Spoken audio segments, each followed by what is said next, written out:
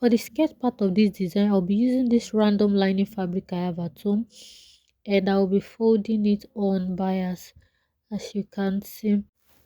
Then I'll go ahead to fold that a second time. Forgive my voice, I caught a little cold. The next thing to do is to mark out our waist dimension, and how you do that is to divide your waist by 4. Then use that to decide what your waist will look like. Afterwards, you go ahead to measure how long your skirt is going to be. Thus, you subtract your half length from your full length, and that will be the length for your skirt. So what I'm doing now is basically trying to define my line to connect it so it's clear enough for me when I'm cutting.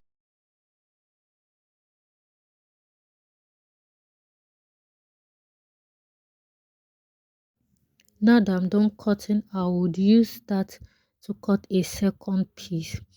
This will help us to have a fuller skirt.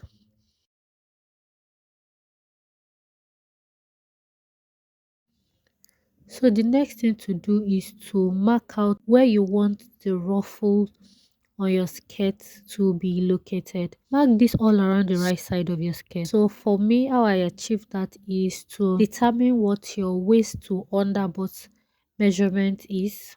In my own case, it is 14 inches. So I will mark from the waist up to 14 inches as my first step. For the second step, you will determine the midpoint between your first step and the end of the skirt, and that can be your second step. If you have enough time on your hands, you can play around the position of the ruffles. When you are done marking the position you'll be placing your ruffles, then you go ahead to join the two sides of your skirt. That way you have a full circle skirt. And when you are done doing that, we need to slash open a section of the skirt to be our back.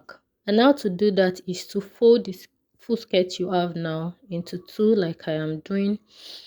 Then you will slash open just one side of the skirt. Please be careful so that you don't cut both sides open. You just cut one side like that, and you have the back of your skirt. Another way to do this to avoid any mistake is to cut one of your skirt piece open before you join the sides. The next thing to do is to cut the strips you are going to use to make your ruffles.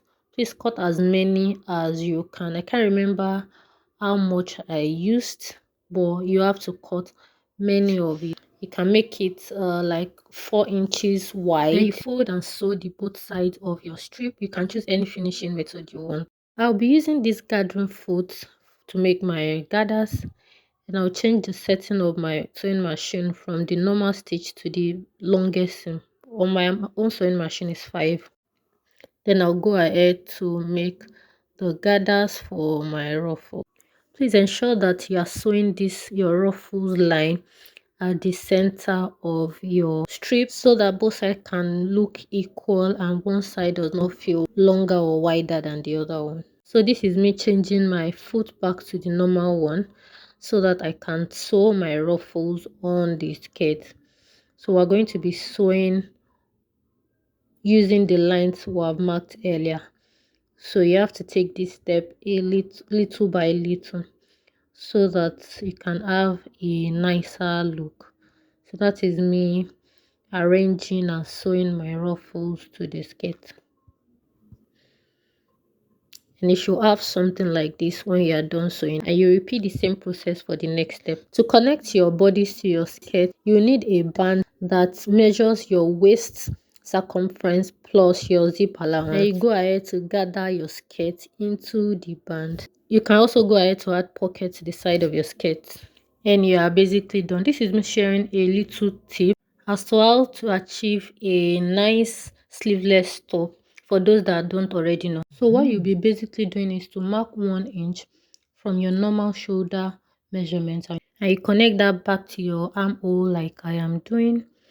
That way you have a nicer fit around your armhole.